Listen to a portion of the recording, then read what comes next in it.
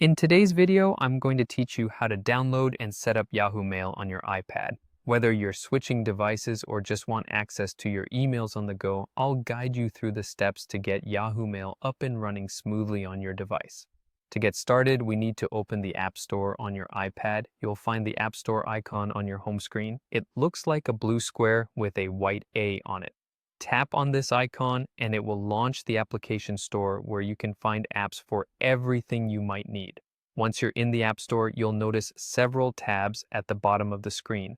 Go ahead and tap on the Search tab. It's typically the one with the magnifying glass and is your gateway to finding new apps. With the Search tab open, you'll see a search bar at the top of the screen. Tap on this bar to activate the keyboard and type in Yahoo.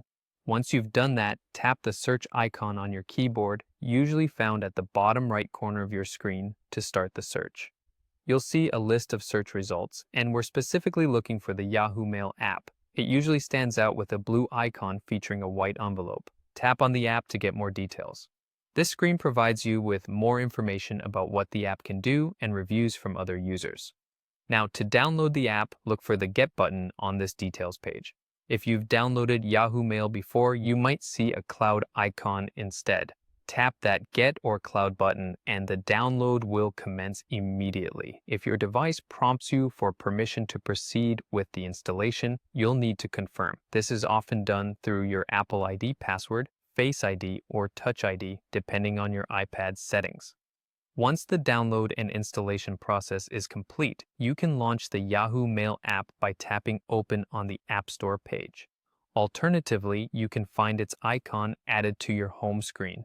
Just tap it there to open. As the app opens, you'll be prompted to sign in. Enter your Yahoo email address and password in the provided fields.